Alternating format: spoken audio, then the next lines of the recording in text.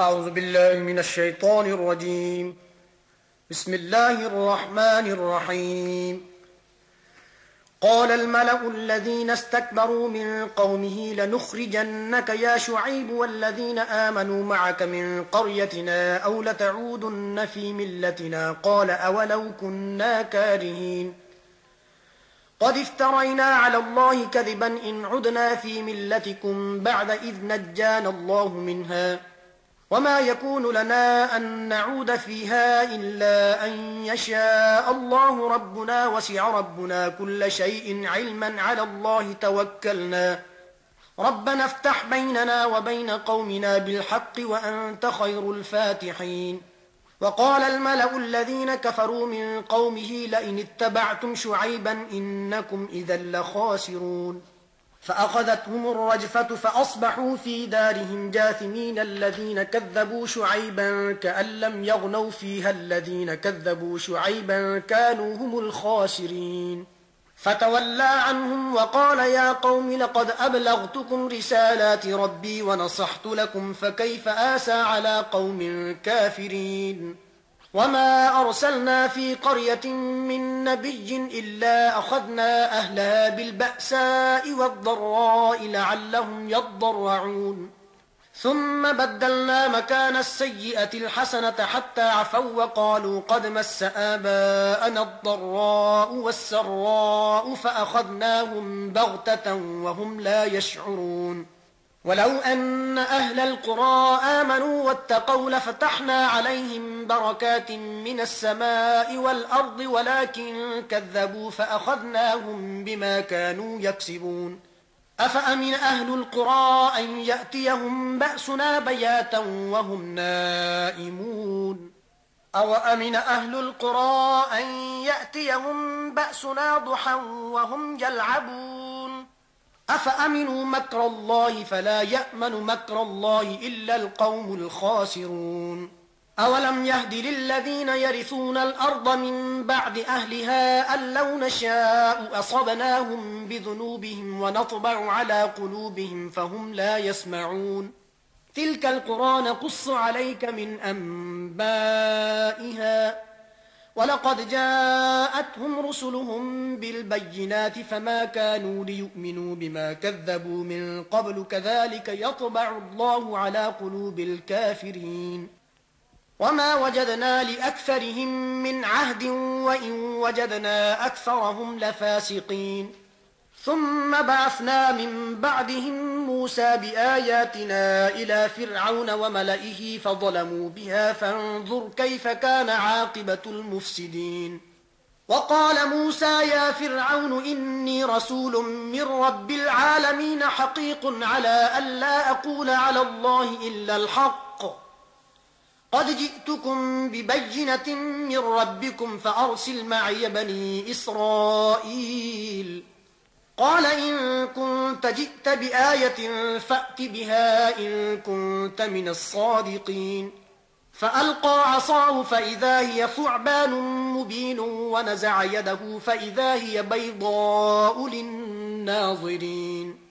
قال الملأ من قوم فرعون إن هذا لساحر عليم يريد أن يخرجكم من أرضكم فماذا تأمرون. قالوا أرجه وأخاه وأرسل في المدائن حاشرين يأتوك بكل ساحر عليم. وجاء السحرة فرعون قالوا إن لنا لأجرا إن كنا نحن الغالبين. قال نعم وإنكم لمن المقربين. قالوا يا موسى إما أن تلقي وإما أن نكون نحن الملقين. قال ألقوا فلما ألقوا سحروا أعين الناس واسترهبوهم وجاءوا بسحر عظيم. وأوحينا إلى موسى أن ألق عصاك فإذا هي تلقف ما يأفكون. فوقع الحق وبطل ما كانوا يعملون فغلبوا هنالك وانقلبوا صاغرين. وألقي السحرة ساجدين قالوا آمنا برب العالمين رب موسى وهارون. قال فرعون آمنتم به قبل أن آذن لكم إن هذا لمكر مكرتموه في المدينة لتخرجوا منها أهلها فسوف تعلمون لأقطعن أيديكم وأرجلكم من خلاف ثم لأصلبنكم أجمعين قالوا إنا إلى ربنا منقلبون وما تنقم منا إلا أن آمنا بآيات ربنا لما جاءتنا ربنا أفرغ علينا صبرا وتوفنا مسلمين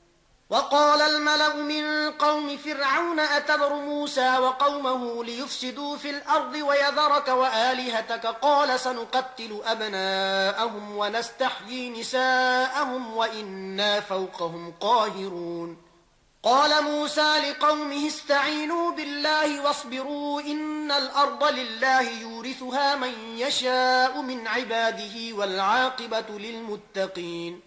قالوا أوذينا من قبل أن تأتينا ومن بعد ما جئتنا قال عسى ربكم أن يهلك عدوكم ويستخلفكم في الأرض فينظر كيف تعملون ولقد أخذنا آل فرعون بالسنين ونقص من الثمرات لعلهم يذكرون فإذا جاءتهم الحسنة قالوا لنا هذه وإن تصبهم سيئة يطيروا بموسى ومن معه ألا إنما طائرهم عند الله ولكن أكثرهم لا يعلمون وقالوا مهما تأتنا به من آية لتسحرنا بها فما نحن لك بمؤمنين فأرسلنا عليهم الطوفان والجراد والقمل والضفادع والدم آيات مفصلات فاستكبروا وكانوا قوما مجرمين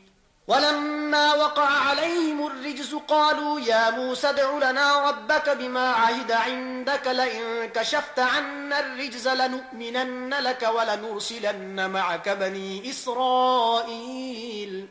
فلما كشفنا عنهم الرجز إلى أجل هم بالغوه إذا هم ينكثون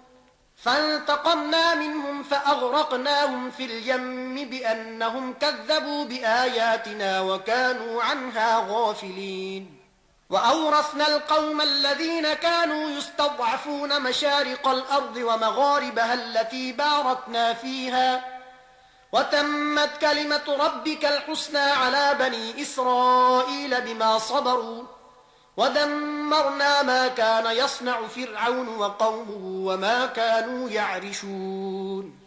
وجاوزنا ببني إسرائيل البحر فأتوا على قوم يعكفون على أصنام لهم قالوا يا موسى اجعل لنا إلها كما لهم آلهة قال إنكم قوم تجهلون إن هؤلاء متبر ما هم فيه وباطل ما كانوا يعملون قال أغير الله أبغيكم إلها وهو فضلكم على العالمين وإذ أنجيناكم من آل فرعون يسومونكم سوء العذاب يقتلون أبناءكم ويستحيون نساءكم وفي ذلكم بلاء من ربكم عظيم وواعدنا موسى 30 ليلة وأتممناها ب10 فتم ميقات ربه 40 ليلة وقال موسى لأخيه هارون اخلفني في قومي وأصلح ولا تتبع سبيل المفسدين ولما جاء موسى لميقاتنا وكلمه ربه قال رب أرني أنظر إليك قال لن تراني ولكن انظر إلى الجبل فإن استقر مكانه فسوف تراني فلما تجلى ربه للجبل جعله دكا وخر موسى صعقا فلما أفاق قال سبحانك تبت إليك وأنا أول المؤمنين قال يا موسى إني اصطفيتك على الناس برسالاتي وبكلامي فخذ ما آتيتك وكن من الشاكرين وكتبنا له في الألواح من كل شيء موعظة وتفصيلا لكل شيء فخذها بقوة وأمر قومك يأخذوا بأحسنها سأريكم دار الفاسقين سأصرف عن آياتي الذين يتكبرون في الأرض بغير الحق وإن يروا كل آية لا يؤمنوا بها وإن يروا سبيل الرشد لا يتخذوه سبيلا وإن يروا سبيل الغي يتخذوه سبيلا ذلك بأنهم كذبوا بآياتنا وكانوا عنها غافلين والذين كذبوا بآياتنا ولقاء الآخرة حبطت أعمالهم هل يجزون إلا ما كانوا يعملون واتخذ قوم موسى من بعده من حليهم عجلا جسدا له خوار ألم يروا أنه لا يكلمهم ولا يهديهم سبيلا اتخذوه وكانوا ظالمين ولما سقط في أيديهم ورأوا أنهم قد ضلوا قالوا لئن لم يرحمنا ربنا ويغفر لنا لنكونن من الخاسرين ولما رجع موسى إلى قومه غضبان أسفا قال بئس ما خلفتموني من بعدي أعجلتم أمر ربكم وألقى الألواح وأخذ برأس أخيه يجره إليه قال ابن أم إن القوم استضعفوني وكادوا يقتلونني فلا تشمت بي الأعداء ولا تجعلني مع القوم الظالمين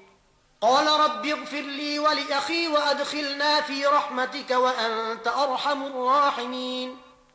إن الذين اتخذوا العجل سينالهم غضب من ربهم وذلة في الحياة الدنيا وكذلك نجزي المفترين والذين عملوا السيئات ثم تابوا من بعدها وآمنوا إن ربك من بعدها لغفور رحيم ولما سكت عن موسى الغضب أخذ الألواح وفي نسختها هدى ورحمة للذين هم لربهم يرهبون واختار موسى قومه 70 رجلا لميقاتنا فلما أخذتهم الرجفة قال رب لو شئت أهلكتهم من قبل وإياي أتهلكنا بما فعل السفهاء منا إن هي إلا فتنتك تضل بها من تشاء وتهدي من تشاء أنت ولينا فاغفر لنا وارحمنا وأنت خير الغافرين واكتب لنا في هذه الدنيا حسنة وفي الآخرة إنا هدنا إليك قال عذابي أصيب به من أشاء ورحمتي وسعت كل شيء فسأكتبها للذين يتقون ويؤتون الزكاة والذين هم بآياتنا يؤمنون الذين يتبعون الرسول النبي الأمي الذي يجدونه مكتوبا عندهم في التوراة والإنجيل يأمرهم بالمعروف وينهاهم عن المنكر ويحل لهم الطيبات ويحرم عليهم الخبائث ويضع عنهم إصرهم والأغلال التي كانت عليهم فالذين آمنوا به وعزروه ونصروه واتبعوا النور الذي أنزل معه أولئك هم المفلحون قل يا أيها الناس إني رسول الله إليكم جميعا الذي له ملك السماوات والأرض لا إله إلا هو يحيي ويميت فآمنوا بالله ورسوله النبي الأمي الذي يؤمن بالله وكلماته واتبعوه لعلكم تهتدون ومن قوم موسى أمة يهدون بالحق وبه يعدلون وقطعناهم 12 أسباطا أمما وأوحينا إلى موسى إذ استسقاه قومه أن اضرب بعصاك الحجر فانبجست منه 12 عينا قد علم كل أناس مشربهم وظللنا عليهم الغمام وأنزلنا عليهم المن والسلوى كلوا من طيبات ما رزقناكم وما ظلمونا ولكن كانوا أنفسهم يظلمون وإذ قيل لهم اسكنوا هذه القرية وكلوا منها حيث شئتم وقولوا حطة وادخلوا الباب سجدا نغفر لكم خطيئاتكم سنزيد المحسنين فبدل الذين ظلموا منهم قولا غير الذي قيل لهم فأرسلنا عليهم رجزا من السماء بما كانوا يظلمون واسألهم عن القرية التي كانت حاضرة البحر إذ يعدون في السبت إذ تأتيهم حيتانهم يوم سبتهم شرعا ويوم لا يسبتون لا تأتيهم كذلك نبلوهم بما كانوا يفسقون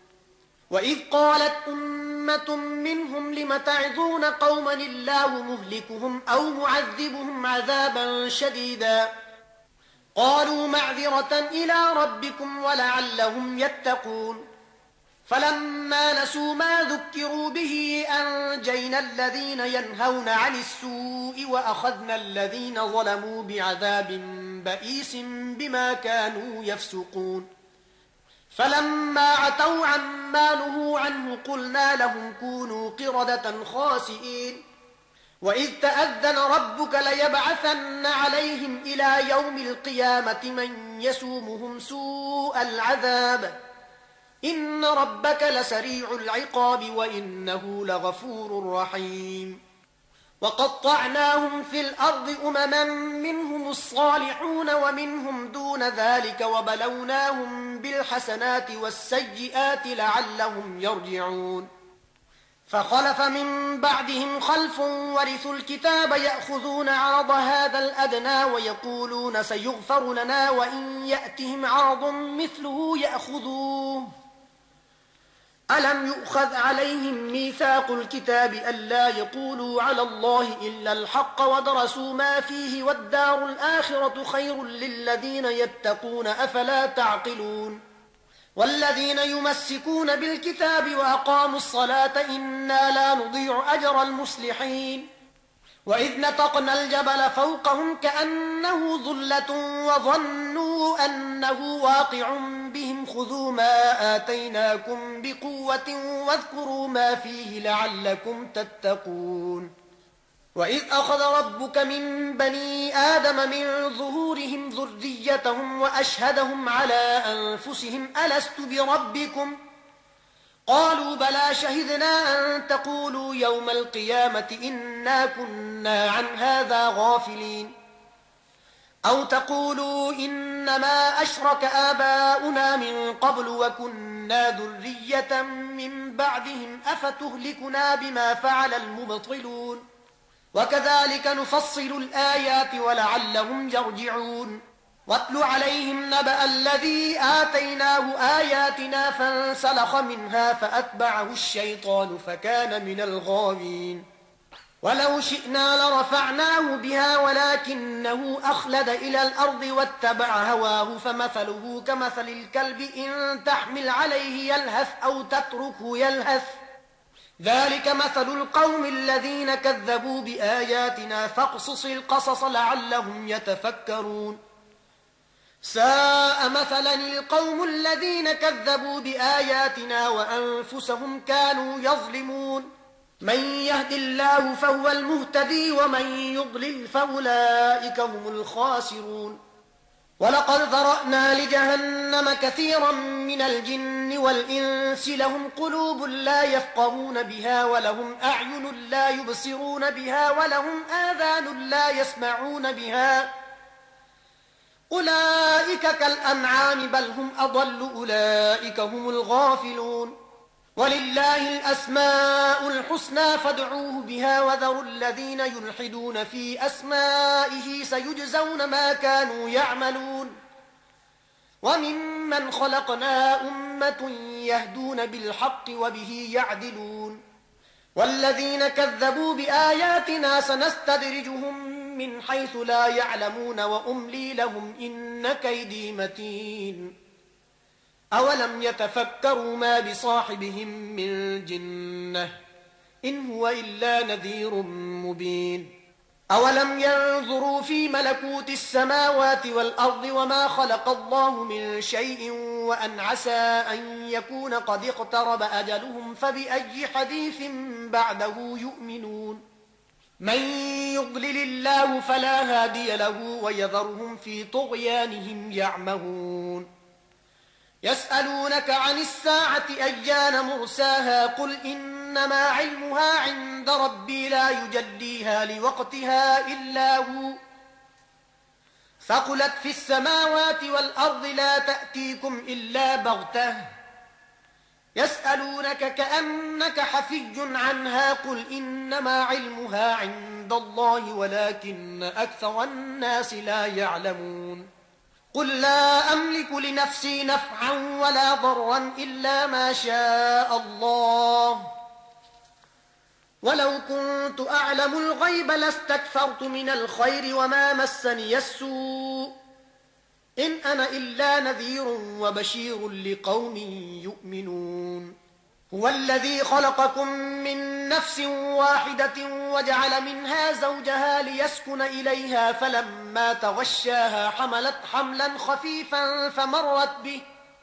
فلما أثقلت دعوا الله ربهما لئن آتيتنا صالحا لنكونن من الشاكرين فلما آتاهما صالحا جعلا له شركاء فيما آتاهما فتعالى الله عما يشركون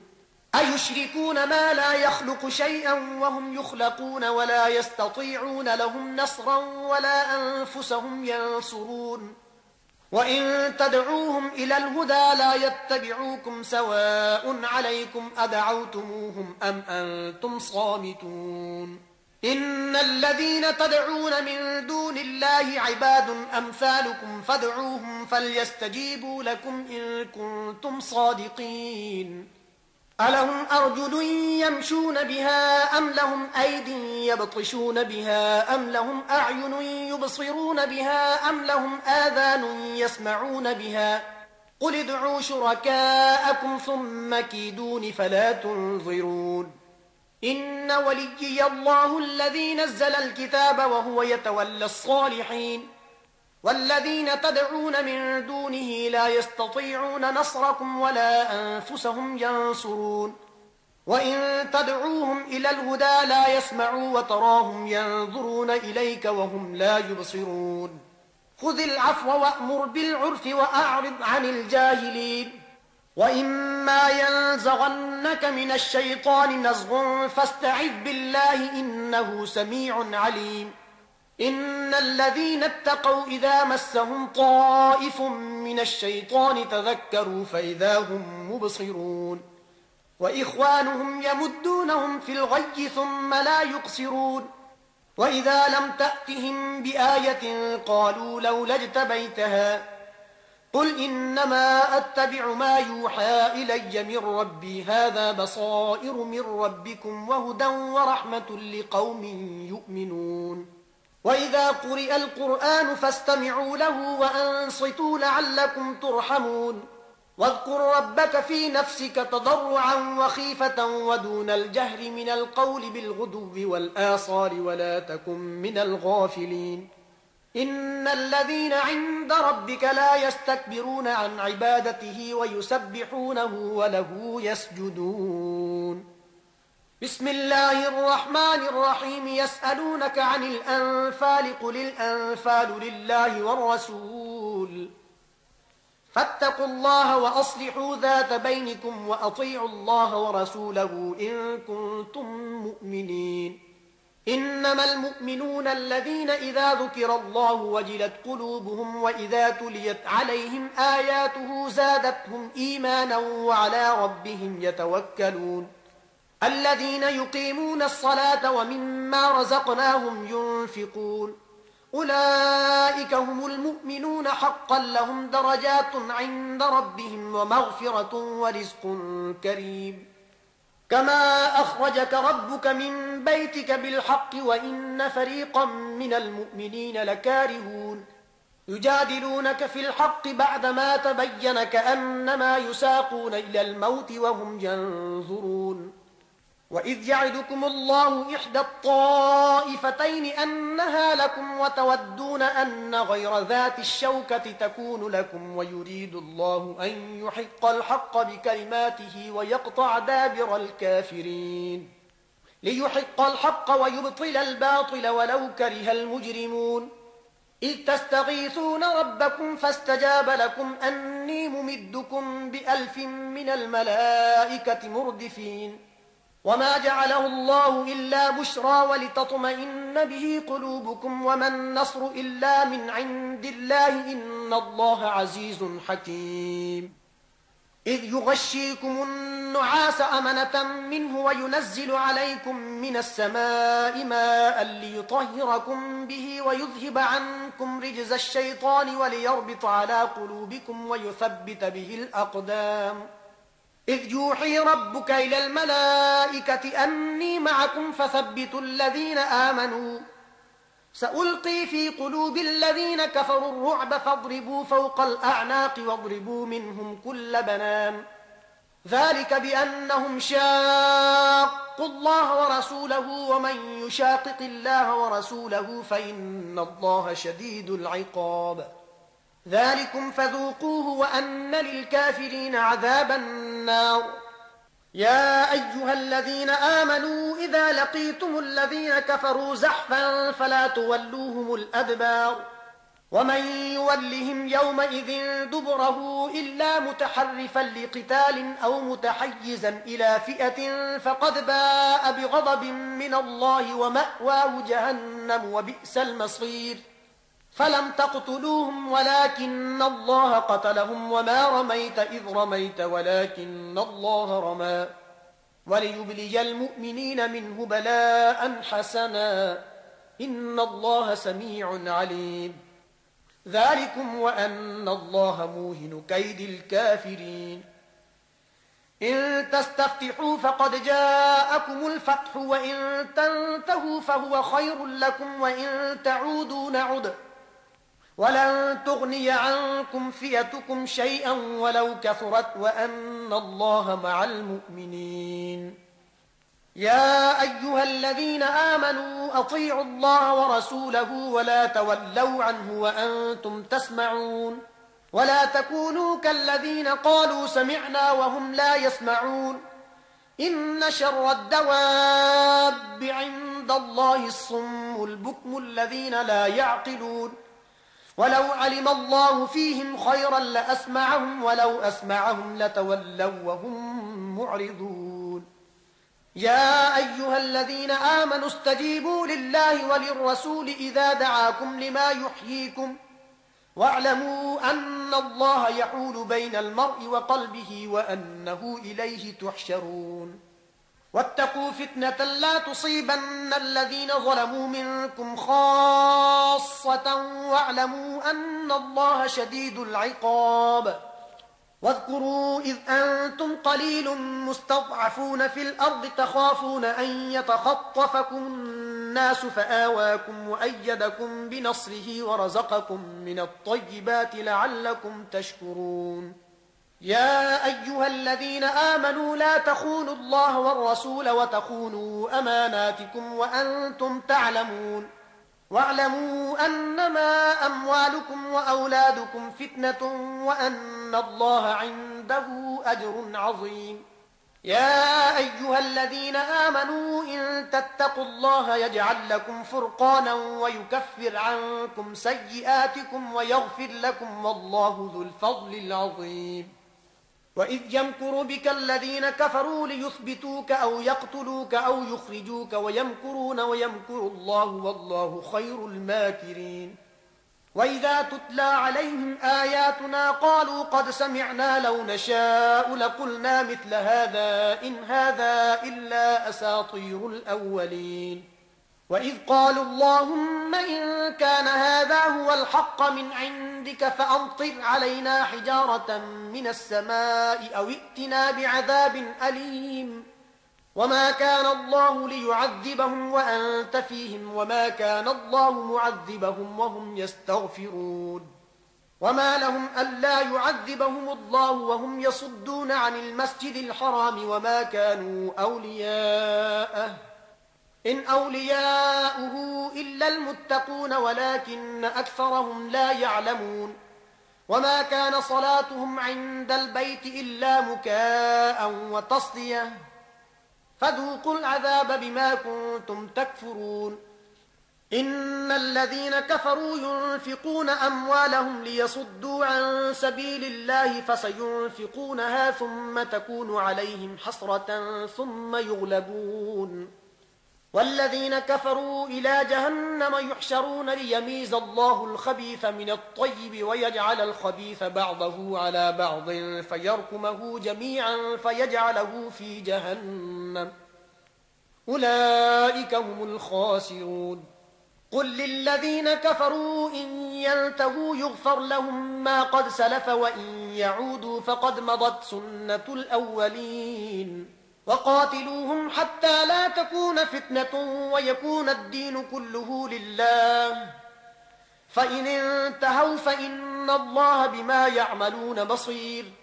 وإن تولوا فاعلموا أن الله مولاكم نعم المولى ونعم النصير صدق الله العظيم.